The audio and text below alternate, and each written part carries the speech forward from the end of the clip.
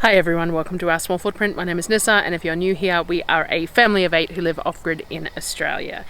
It has been brought to my attention that some of the newer people who've come in have not got the whole story of stuff that goes on and things like that, and I will need to do another FAQ or something soon. So if you want to leave any questions in the comments, I can do that, and another bit of a, further intro again, because it's been a while and we've gained new audience.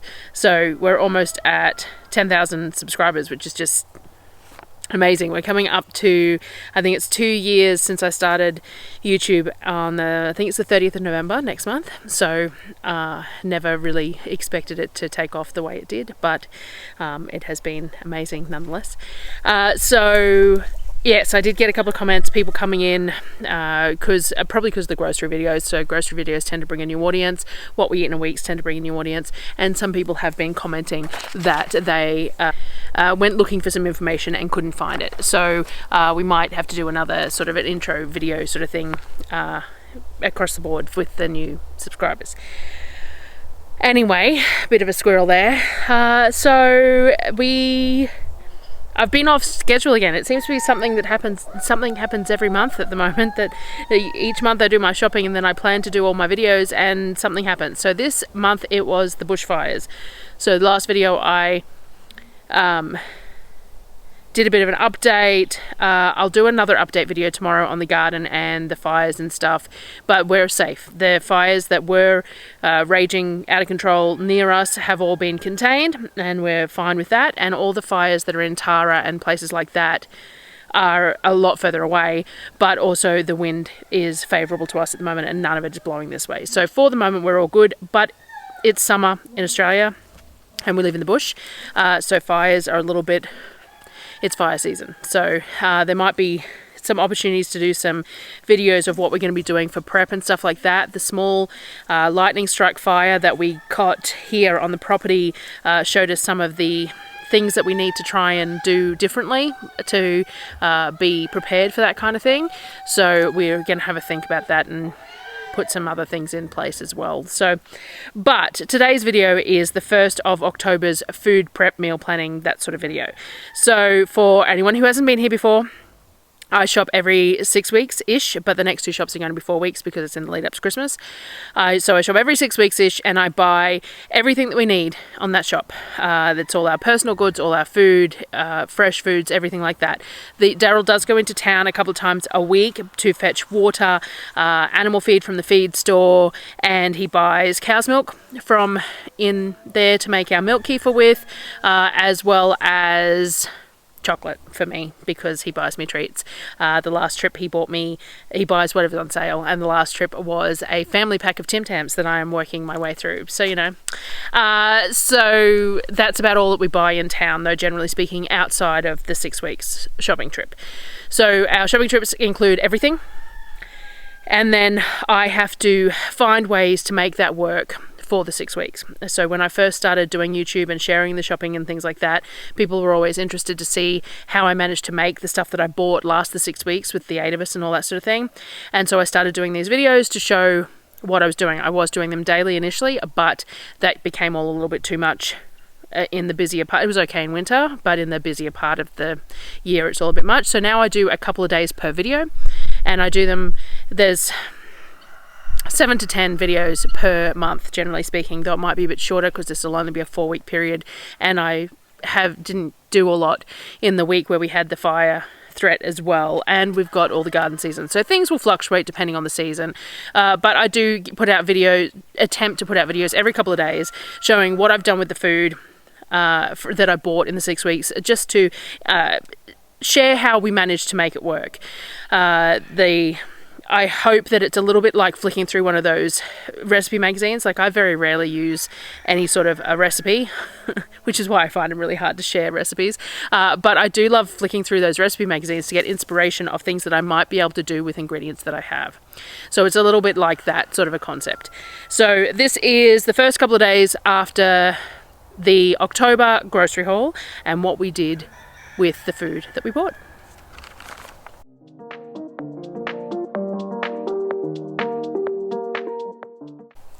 So in summer, we have access to lots of fruit, berries, stone fruits, mangoes, all that sort of thing.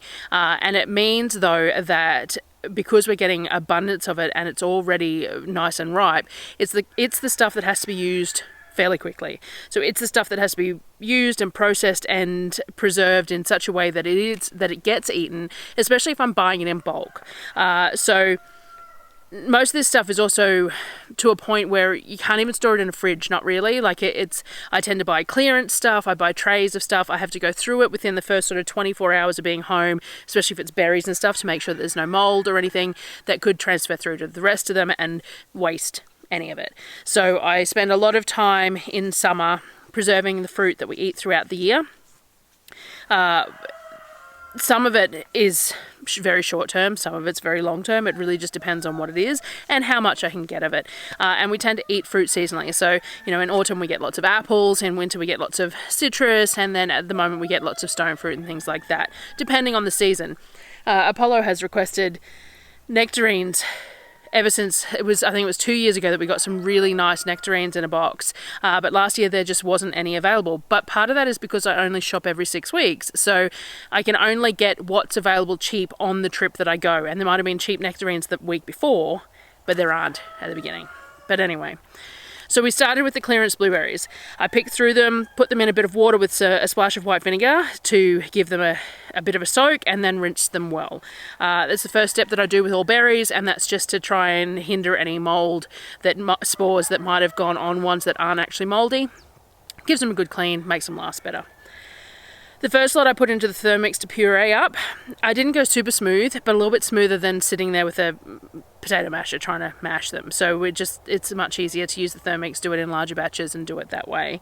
The first thing I made was blueberry jam for the kids. So I used my standard low methyl ester pectin. I use the Green Living Australia brand, but it's the same as Pomona's pectin in the US, and it's a low sugar pectin, so you can use less sugar and still have your jam set. I used 4 cups of pulp, some lemon juice, the calcium water, which is the other ingredient that you use in low sugar jams, and put it on the stove top to come up to a boil. Whilst it's coming up to a boil, I mix the pectin through the sugar, just like you do with any sort of a jam. You want to distribute the pectin through the sugar so that it doesn't clump up. Once the jam's at a rolling boil, I add the sugar pectin mix a little at a time, making sure to stir really well as I was doing it so that the pectin disperses and dissolves throughout the whole pot. If you get clumps of pectin in your hot jam, you're going to get like little jelly pockets, which isn't what you're after. So we want it to disperse nice and smoothly through the whole jam, which is why it helps to add it to that sugar, because it's dispersing it in a larger, mass of grains sort of thing. Bring it back up to a rolling boil for a minute and then turn off the heat, and the jam is done. Now, most of these jams can be made without pectin. You just have to do basically a 1-to-1 ratio of sugar to them and then cook them to setting point. This is very doable, but you have to use 1-to-1 sugar, which I try and avoid doing it that sweet because we're used to having things not as sweet, so I don't need to do a 1-to-1 sugar.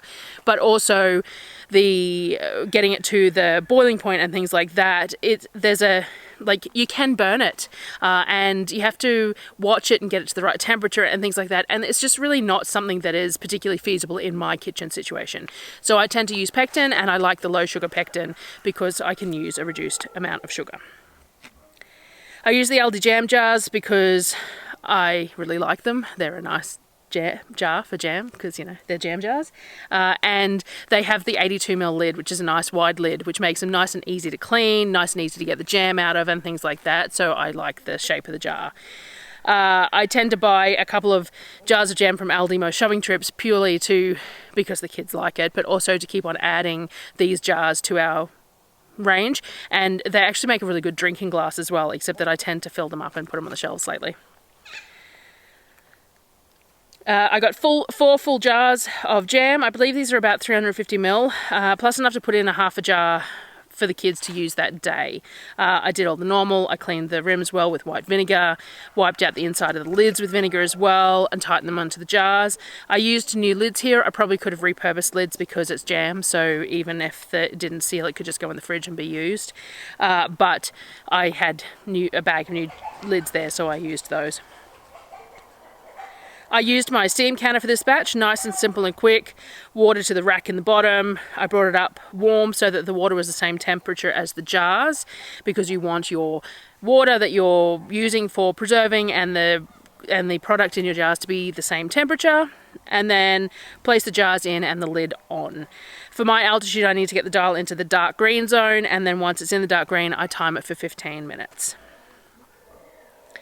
While that was going, I got started on the next batch. I found on Pomona's page a blue sunshine jam, which used whole lemons. I had some limes, and I really like blueberry lime, so I used those. When making it, being that it is a whole lime recipe, I was aware that the kids probably won't like this one. It will definitely have a little bit of a bitter undertone to it, like some of the marmalades and things like that, but I'll like it, and it's nice to occasionally have a jam that they won't eat, so that it's actually there when I want to eat it. So you cut the knobbly bits off the ends of the limes, but then you puree the whole things. Otherwise, it's much the same process. Mash blueberries, the limes, the calcium water, bring it to a boil, and then add your pectin to your sugar mix and add that to the pot, stirring all the while, bringing it back up to a boil, and then turning off the heat and putting it in jars. It does have a bitter overtone. As I said, I expected that, but perhaps I should have zested the limes and then taken some of the pith off and then done it all. Limes have fairly thick pith, and it's still very pleasant to eat, so I will eat it, but the kids definitely weren't fans. I got these gorgeous jars from Robin, who is a viewer who lives locally. I also got some cuttings from her garden and an old wooden bench that I'm using in my kitchen as extra space, so it was really nice. These jars are lovely. They're just under 300 mils, and they're such a nice shape, so I thought they were perfect for showing off this jam, but also a smaller serve because I'm the only one who's going to be eating it, and it will only last a week or two in the fridge. The low sugar jams tend to not last as long once opened. Like a 50-50 jam you could potentially get a couple of weeks in a fridge out of, but the lower sugar jams don't tend to last as long in the fridge once they're open. I filled the jars, all the normal, cleaned the rims well with white vinegar, inside the lids with white vinegar, and placed the lids on the jars nice and firmly. I pulled the blueberry jam out of the steam canner, topped the canner with a little bit of cool water to take it off the boil, because you want the temperature to be the same in the jars as in this canner, and then placed the new lot of jam into the canner and turn it on for another cycle. I kept washing and sorting berries while the second lot of jam processed, just emptying a tray out, picking it through, rinsing in vinegar, and then clean water like the previous lot. As just while that was running, because it again had to get to the dark green, run for 15 minutes.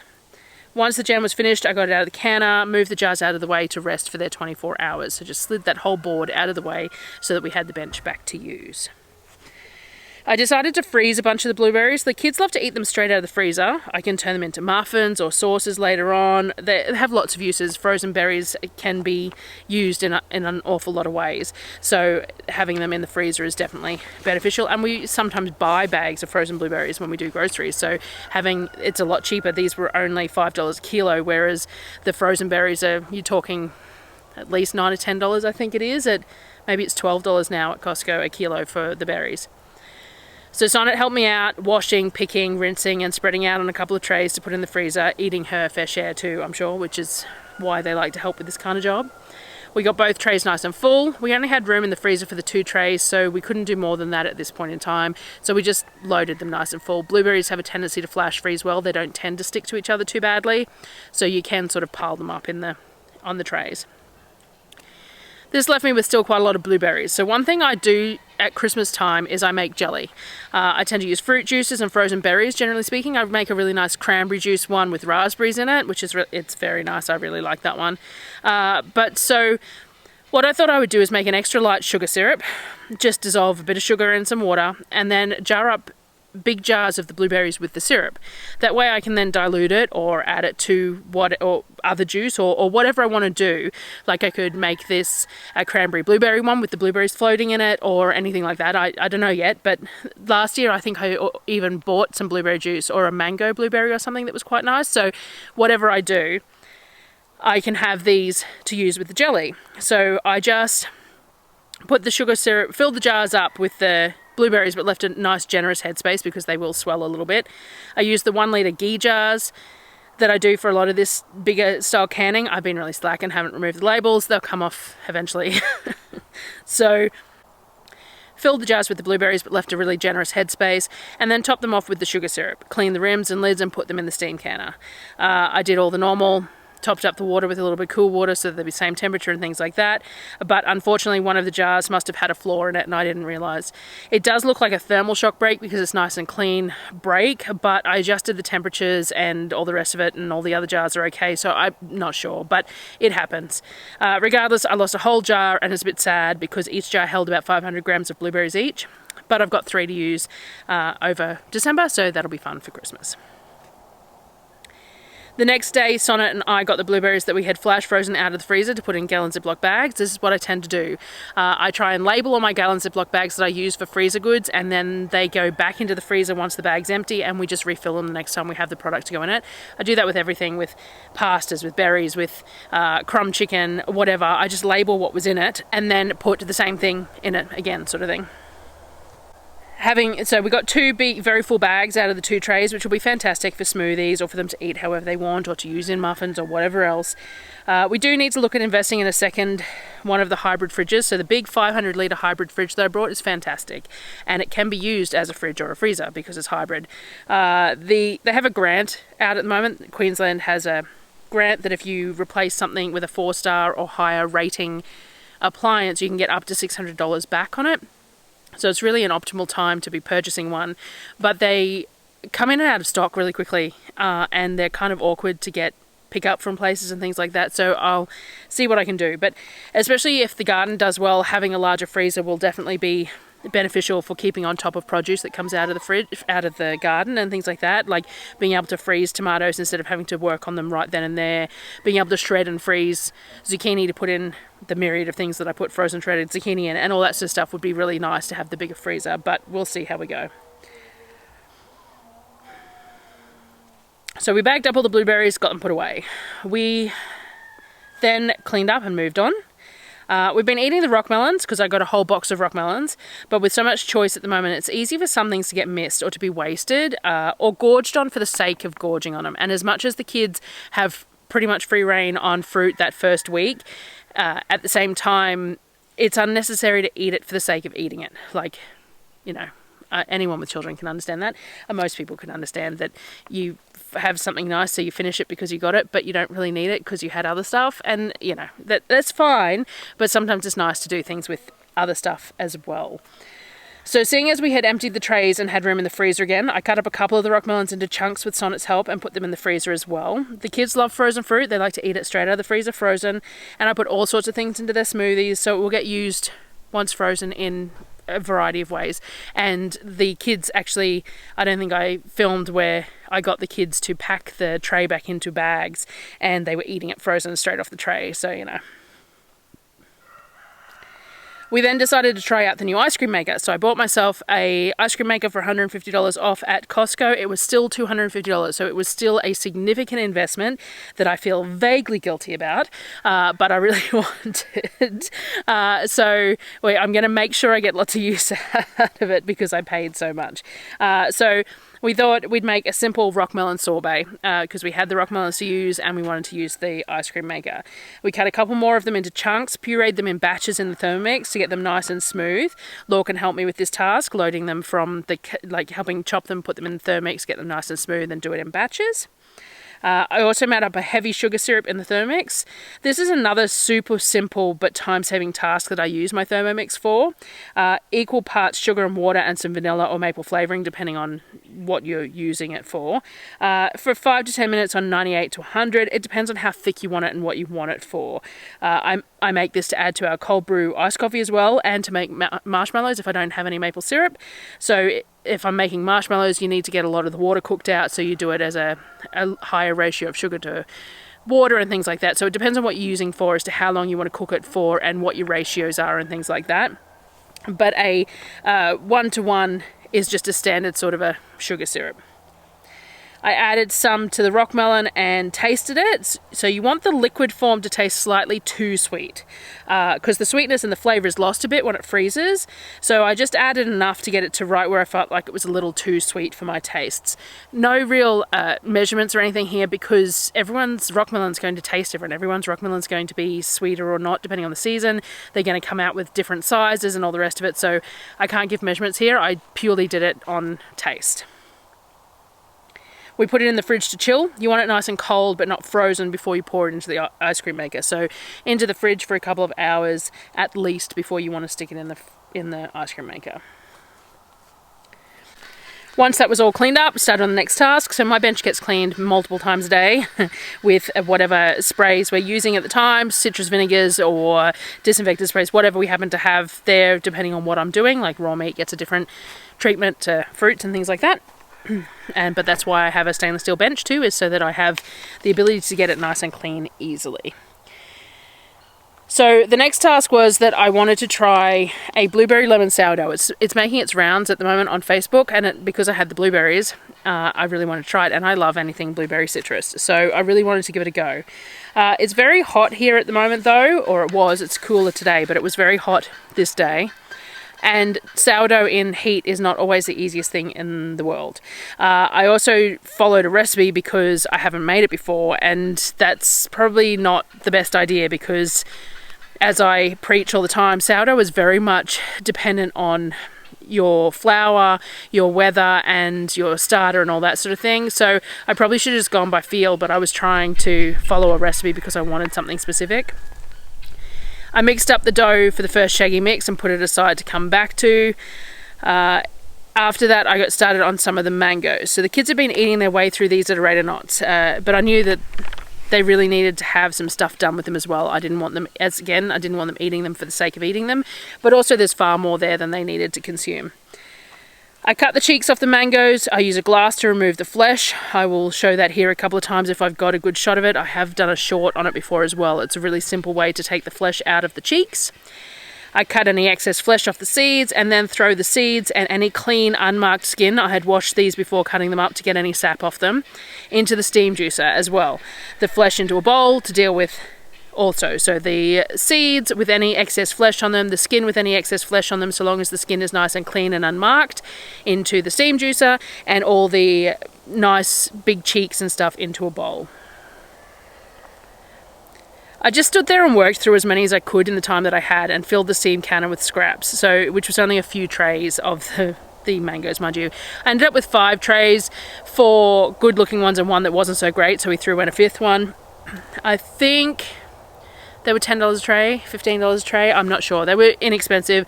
They weren't he had some really, really nice, lush looking mangoes, but they were more expensive. I was happy with the little ones that had a few marks on them because we're happy to work with that. So I got a few trays, still had plenty left. I had been coil folding my dough with clean hands about every 30 minutes as well, and on the last lot of coil folds I added the blueberries, lemon zest and a sprinkle of sugar.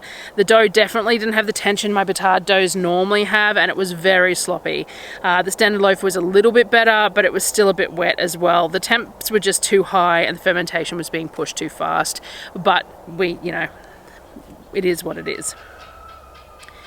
Once the rock melon mix was done, we tried out the new ice cream maker. Now, on the instructions it says 4 cups of ice cream or 5 cups of sorbet mix is max load.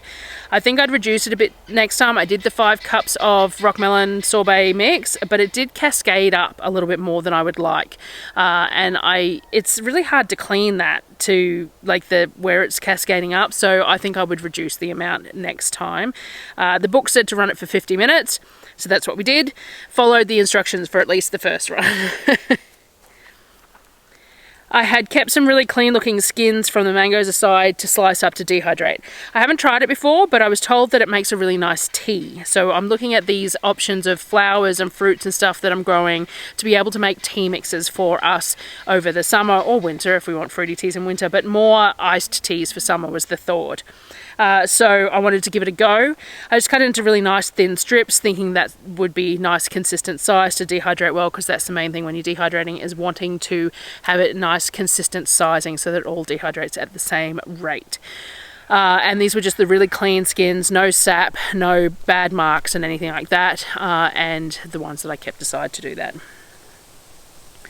With the mango cheeks and the flesh, I was kind of running out of time and energy, to be honest, and so I threw it all onto another tray to go in the freezer. I had intended to come back when it was semi-frozen and score it, and forgot. So I actually have this full tray of frozen together mango at the moment, and I'm going to have to let it soften up a bit and cut it up and then rebag it or something, because it's just, yeah, too hard to work with in that mass. Mango is not like blueberries. It does not freeze into different portions. It just freezes into one giant lump. With the steam juicer, it's very hard to get any sort of angle to share on this, but basically I just filled the water reservoir and ran it until the juice ran out through the hose. I have had requests to do a bit more of an in-depth thing on the steam juicer, and I will try, but I sort of have to set the kitchen up to be able to film it adequately, and in amongst everything else that I was doing, it was too hard.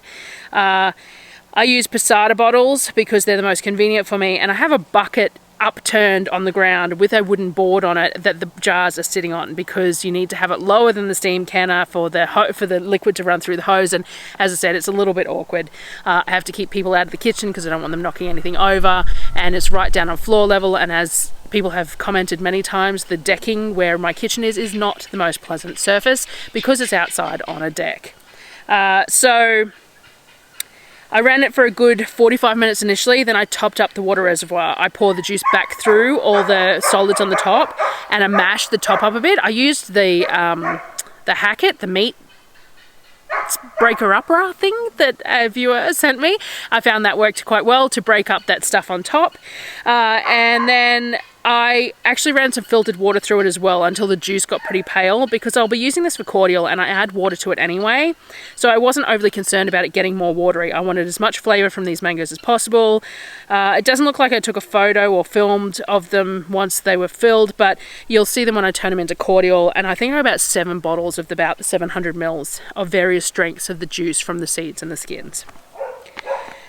I then shaped the bread for the overnight fridge retard. It was not easy to work with, and I found it hard to tell if it was proofed enough, and I did not have much in the way of expectation of this to have gone well. But I wasn't going to waste it either, so I shaped it as well as I could and got it into the colanders. The standard dough shaped a little bit better, but it was still very slack considering how much work I'd put into building the tension and stuff.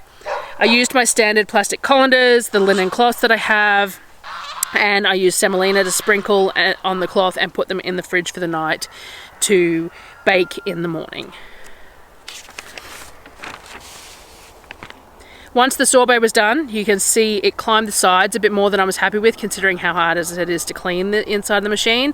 So I think I'll drop it back to the 4 cups next time, which isn't very much, mind you. I am going to look at whether I can run it 2 runs back to back, maybe make 8 cups of base and then run it twice and then put it in the freezer to use that evening kind of thing. I'm working on it. The power drawer is only 150 watts, so it's negligent if I'm using it. It's during peak sun hours, but I'm not sure if the machine is allowed to run twice in one go. Some machines have all those warnings about requiring cool down time before running a second cycle, like I know my pasta making machine does, that it says to run one and then have like a 15-minute cool down before the next one and that kind of thing. So I'll have to do some investigation into that.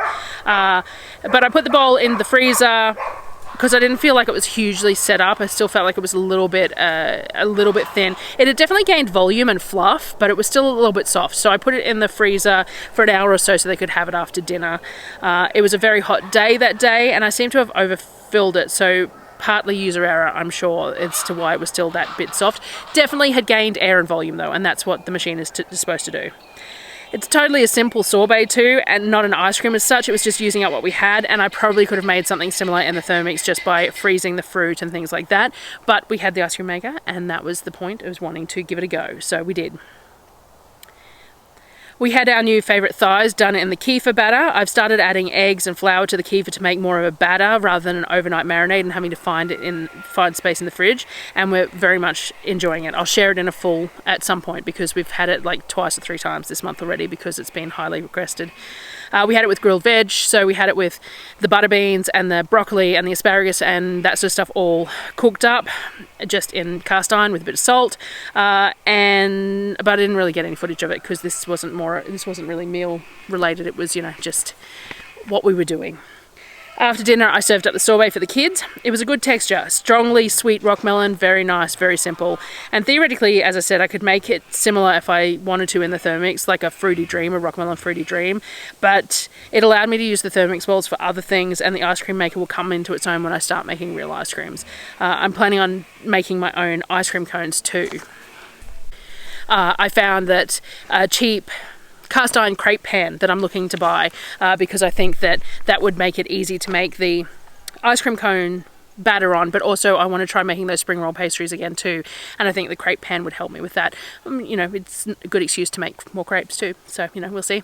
But yeah, the plan is to make my own ice cream cone, so that way the like 1 litre of ice cream that we can make at a time is more feasible when you've got ice cream cones, because you just need to scoop in an ice cream cone and then you've got your treat sort of thing. So I'll still make all my smoothie pops and everything else as well anyway. This is just something slightly different, something slightly neat and totally unnecessary, but you know, occasionally I have to buy myself unnecessary items. Not very often, but occasionally. So that was the first couple of days of October's food prep, preserving, all that sort of thing. First 2 days I think of that for October, and I just, yeah. Everything's just a little out of sync with all the fires and stuff. But anyway, I will do a garden chat update video and stuff tomorrow, come out tomorrow or Monday, I'm not sure. And I'll go over all the stuff that's happened with the fires and what we've got done in the gardens, because we've got some more beds sorted and stuff, which is really nice. And we'll go from there. So thank you for joining me again today, and I will see you on the next video. Thanks, guys.